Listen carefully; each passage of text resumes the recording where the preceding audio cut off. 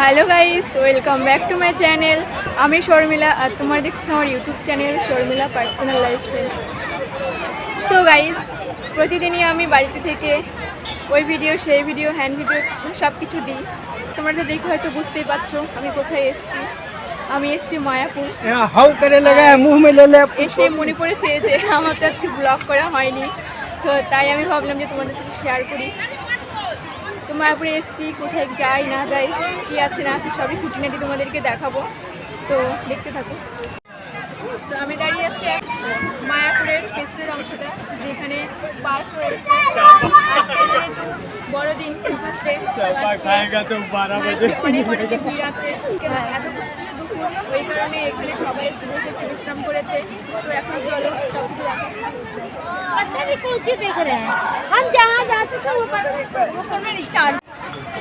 So এখানে সবাই বসে আছে, যার যেমন কেউ ফোন টিপছে, কেউ গান শুনছে, তো কেউ ফটো ক্লিক করছে। তো চলো সামনে কি আছে দেখি। তো পার্কের পেছন থেকে মধ্যখানে চলে এসেছি, আর এখানে একটা ফোয়ারা আছে, তো সেটা দেখাচ্ছি। এত ভিড় তাই দেখাও যাচ্ছে না, তো চলো। এই যে সেই ফোয়ারাটা,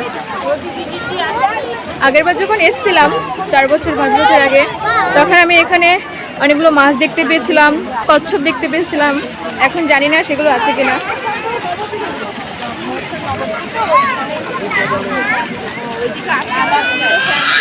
এখানে ফরোয়ার সামনে একটা সুন্দর গার্ডেন রয়েছে, দেখে আমার খুব ভালো লাগলো, তাই ভাবলাম একটু দেখাই। তো আমি পার্ক থেকে বেরিয়ে গেছি, আর এখানে আজকে যেহেতু বড়দিন, তো একটা মেলা হচ্ছে, তো এখানে দেখাবো যে মেলাটা কীরকম। সেটা হচ্ছে, আমি আগেরবার এসেছিলাম, যদি অনেক বছর আগে এসেছিলাম, তো জাস্ট মানে গীতা সম্পর্কে বোঝায়, যেমন গীতার কোন অধ্যায়ে কী আছে সেটা বোঝায়, আর মানুষের কর্ম অনুযায়ী ফল, কীরকম কর্ম করলে কীরকম ফল পায় সেগুলো বোঝে আর কি। তো সেটাই ছবি আকারে আর বই আকারে ছবি দেওয়া আছে। তো আমি ভালো করে বলতে পারছি না, অবশ্য জানি না তোমাদের ভালো লাগবে কি না, তো চলো গিয়ে দেখাই। তো আমি তো যাচ্ছি, এই যে এখানে প্যান্ডেল দেখতে পাচ্ছ, এর ভেতরে আছে অনুষ্ঠান।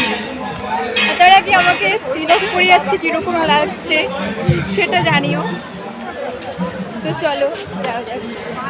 তো এটা হচ্ছে প্রবেশ পথ, আর যে মেলাটার কথা বলছিলাম এটা হচ্ছে গীতা মেলা। যেহেতু 2023 সাল শেষ হয়ে 2024 সাল আসছে, ওই কারণে এই মেলাটার আয়োজন করেছে। তো চলো ভেতরে যাই। তো অনেকই লোক আছে, জানি না বলা যাবে কিনা। ভগবানের নাম গুণগান করছি, তো এখানে গীতা পাঠ হচ্ছে। গলাটা না কেটে আঙুলটা কেটে দিয়ে, তাহলে কপালে যেটা আছে সেটা হবে, কিন্তু বৃহৎ আছে সেটা ছোট হয়ে যাবে। ভগবানের প্রতি শরণাপন্ন হলে কি হবে? সকালে বলুন, গুরুদণ্ড লঘু হয়ে যাবে, যেটা বড় ছিল ওটা ছোট হয়ে যাবে। তো এদিকে করে যে মেলাটার আয়োজন করা হয়েছে সেটাও দেখাচ্ছি। এখান থেকে স্টার্ট করছি। না, যেটা অভিশাপ দেয়া আছে, কোন যদি অভিশাপ কেউ দেয়, কি না কার মনে হলো, যদিও আমি জানি না এগুলোর নাম কি, ঠাকুরগুলোর নাম। তো চলো দেখাতে দেখাতে যাই। তোমরা যদি জানো অবশ্যই কমেন্ট করে জানিও। আর প্রত্যেক বছরই এই অনুষ্ঠানটা হয়, যদিও আমি এই দ্বিতীয়বার এসেছি।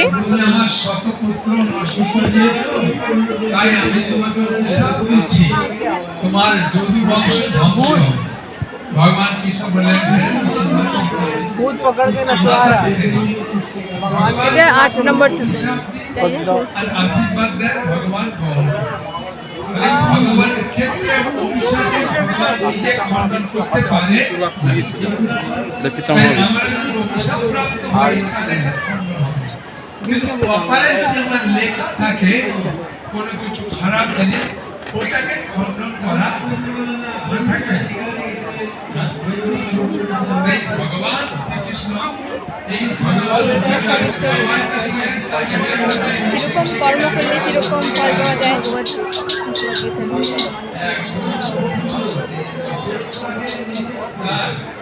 এগুলো এক একটা অধ্যায়।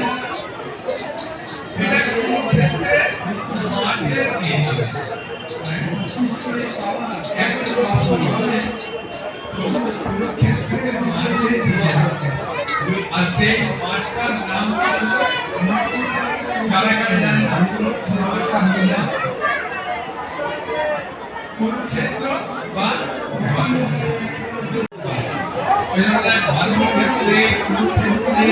এক একটা অধ্যায় এগুলো রয়েছে, এগুলো কি বুঝিয়ে দেওয়া যাবে আমাকে একটু? না, আমি এখানে বুঝতে চাই সংক্ষেপে। এইটা নিয়ে যান, এইটা নিয়ে গেলে সব ডেসক্রাইব করা আছে। দেখুন আমি একটা জিনিস দেখাচ্ছি, আপনারা যদি অন অফ করুন তাহলে বুঝতে পারবেন। তো আমাকে তো বুঝিয়ে দেয়নি, তো আমি একটু ছবি তুলেই নিয়ে কী করবো।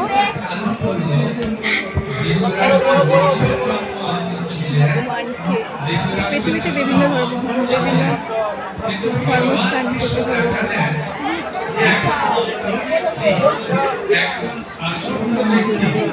সংসারের প্রতি যদি শ্রবণ করতে চায়, শুনতে চায় গীতার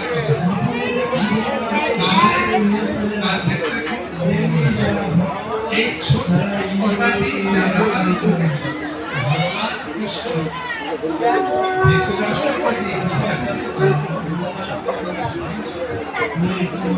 তো ওইখানে বাবাজিকে বলেছিলাম যে আমাকে একটু বুঝিয়ে দিতে। বাবাজি আমাকে বলছিল কি বই কিনে নিতে। আমি তো এত পয়সা নিয়ে আসিনি যে বই কিনবো, তো একটু পরে বুঝলাম। যেহেতু আমি তোমাদেরকে বোঝাতে পারবো না এখানে কী ভাষায় লেখা আছে, জাস্ট শর্টকাটে আমি বুঝে নিলাম। আর এইদিকে অনেক দোকানপাট বসেছে, তোমাদেরকে দেখাচ্ছি। খাবারের দোকান, যাই না এগুলো কী খাবার, খুব সুন্দর। আর এখানে মোমো, আর সামনে কি আছে চলো দেখি। এটা চাউমিনের দোকান আছে, আর এখানে একটা চাট, ভুজিয়া, সামনে সুন্দর একটা ফুল গাছ পাশে ডিজাইন করা। রাতের বেলা যখন লাইট জ্বালাবে খুবই সুন্দর লাগবে দেখতে। আর ওইদিকে রেস্টুরেন্ট আছে, ওইদিকে একটা ফুচকাওয়ালা আছে, আর এইদিকে খাওয়ার দোকান আর কি। তো এইদিকে তো সব দোকানপাট রয়েছে, জামা কাপড়, এটা ঘর সাজানো, এখানে ঘর সাজানোর জিনিস রয়েছে, খুব ভালো লাগে আমাকে। এখানে বইয়ের দোকান আছে, গীতার বই, গীতার সার। তো চলো তোমাদেরকে একটু গীতা পার্টের মানে বোঝাই, ওইখানে শোনাচ্ছে। ভগবত গীতায় 5টা বিষয় আছে, কি কি বললাম আমার সঙ্গে মিলিয়ে নেবে। ভগবান সম্বন্ধে বলা হয়েছে, 2 নম্বর হচ্ছে কর্ম সম্বন্ধে বলা হয়েছে, 3 নম্বর হচ্ছে কাল সম্বন্ধে বলা হয়েছে, 4 নম্বর প্রকৃতি সম্বন্ধে বলা হয়েছে,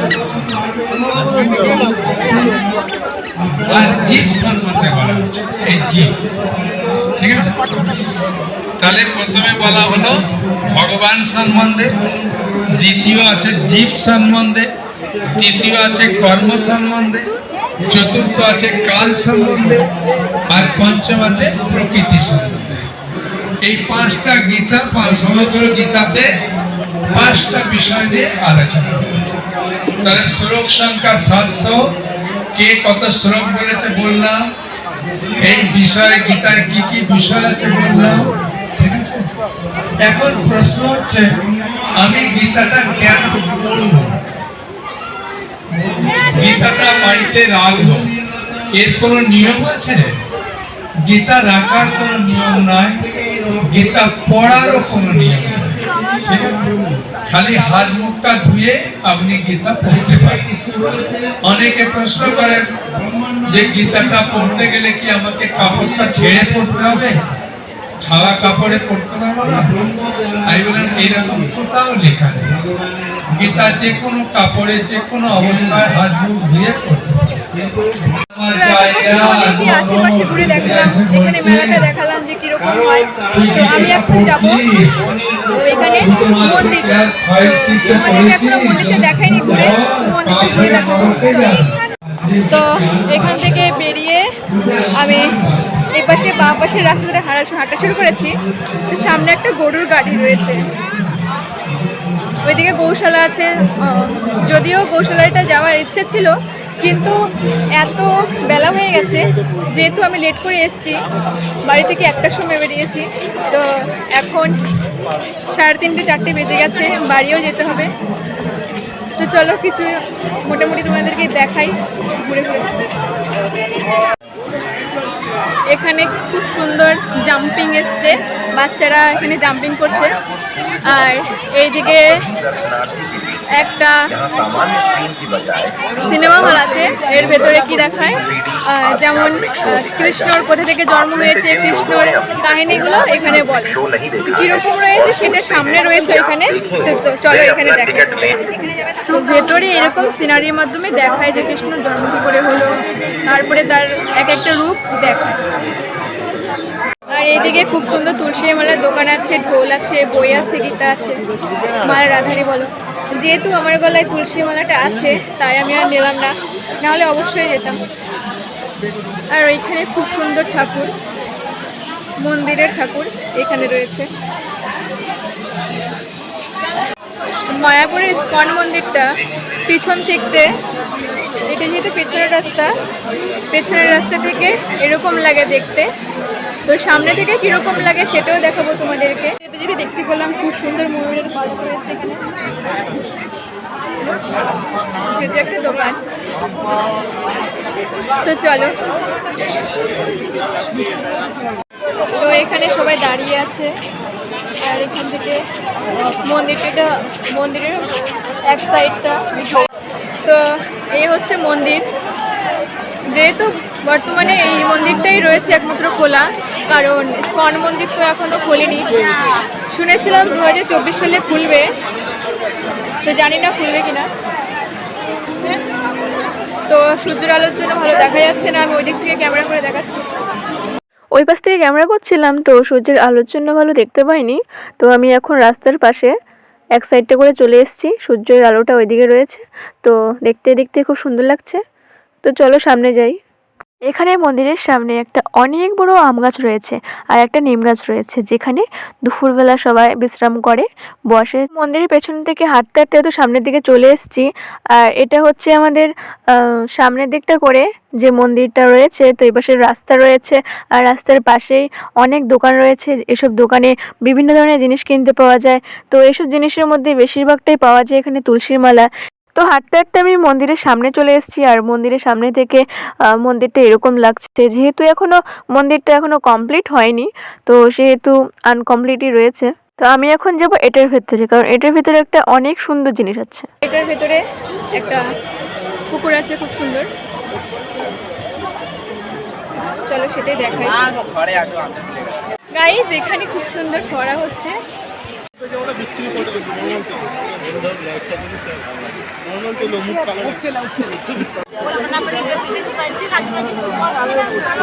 তো গাইস, তোমাদেরকে যা দেখানো দেখিয়ে নিয়েছি, অনেক কিছুই দেখালাম। তো যেহেতু অনেক বিকেল হয়ে গেছে, বাড়িও যেতে হবে, তো আমি এখন বেরিয়ে যাচ্ছি এখান থেকে, বাড়ির থেকে যাব। তো এটা হচ্ছে মন্দিরের মেন গেট। তো আমরা এখন বাইরের দিকে যাব, তো চলো। তো আমরা এখন বাইরের দিকে বেরিয়ে যাচ্ছি। তো মন্দির থেকে বেরিয়ে গেলাম, এখন যে বাড়ির দিকে। তো রাস্তায় কিছু পাইখানা দেখে টোটো বা কিছু গাইস, আমি হাঁটতে হাঁটতে হাঁপিয়ে গেছি, এখন টোটো পাইনি, সে কখন থেকে হেঁটে যাচ্ছি। বেশি দাম লাগে না, চলো। তো এখানে অনেক টোটো রয়েছে, তো দেখি কেউ যায় কিনা। গাইস, টোটো পাইনি, টোটোওয়ালা বলে 20 টাকা, আসার সময় 10 টাকা দিয়ে এসছে, 20 টাকা বলছে। তাই আমি টোটোর পিছে পিছে ঘুরে বেড়াচ্ছি। তো চলো হাঁটিয়ে হেঁটে যাই। তো অনেকক্ষণ পরে টোটো পেলাম, শান্তি। চলো তাড়াতাড়ি বাড়ি যাবো বলে মন্দির থেকে তাড়াতাড়ি বেরিয়ে আসলাম, রাস্তায় হাঁটছিলাম, তারপরে একটা টোটো পেলাম। এখন ভাবছিলাম একটু তাড়াতাড়ি যদি যেতে পারি, কিন্তু সেটা আর হলো না। কারণটা দেখাচ্ছি। কারণ এত বড় টোটোর লাইন আর বলার মতো। টোটোতে চেপেছিলাম, ভাবছিলাম একটু কষ্ট কমাবে আর আমি যেতে পারবো, সে আর হলো না। কী হলো, টোটোর অনেক বড় লাইন রয়েছে, ওই কারণে টোটোওয়ালা নামিয়ে দিল আর পয়সাও 10 টাকা করে নিল। এখন হেঁটে হেঁটে যেতে হবে, হেঁটে হেঁটেই যাচ্ছে। আর সে আজকে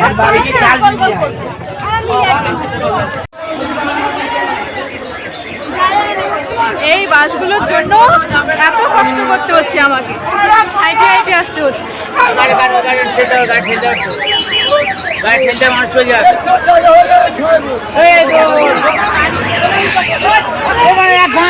তো আমি এখন হেঁটে হেঁটে আসার পরে গঙ্গার কাছে চলে এসেছি। আর সন্ধে সন্ধে হয়ে গেছে, তাই ঠান্ডা লাগছিল, ওই কারণে আমার ব্যাগে স্টোল ছিল, তো স্টোলটা আমি পরে নিলাম। হ্যাঁ, এই ছেড়ে দিল নাকি? নৌকাটা ছেড়ে দিয়েছে, তো নৌকাটা ছেড়ে দিয়েছে, আমরা এখন এই নৌকাতে উঠবো। এখন আমি নৌকায় উঠে গেছি। সূর্য অস্ত চলে গেছে, এখনো বাড়ি যেতে পারিনি। আমি এখন দাঁড়িয়ে আছি গঙ্গার মাঝখানে। আর এই যে গঙ্গা দেখতে পাচ্ছ তোমরা, এই জল দেখতে পাচ্ছ, এই দিকের জলটার নাম গঙ্গা আর ওই দিকের জলটার নাম জাহাঙ্গীর। ওই দিকে জলটা এত পরিষ্কার যে নিচে যে ঘাসগুলো আছে ওই ঘাসগুলোও দেখা যায়। এখন নৌকাটা ছেড়ে দিয়েছে, তো এই পার থেকে নৌকাটা ওই পারে যাবে। এই ঘাটে চলে এসেছি, মাত্র 5 মিনিট। তো নৌকো থেকে নেমে হেঁটে হেঁটে যাচ্ছি নিচে দিয়ে উপর দিয়ে। তো আমি এখন স্টেশনে চলে এসেছি, আর স্টেশনে ট্রেনও চলে এসেছে, সবাই গিয়ে ট্রেনটা ছাড়লো। আমি এখন পূর্বস্থলী স্টেশনে পৌঁছে গেছি, আর এখনই আমি অটো নেবো।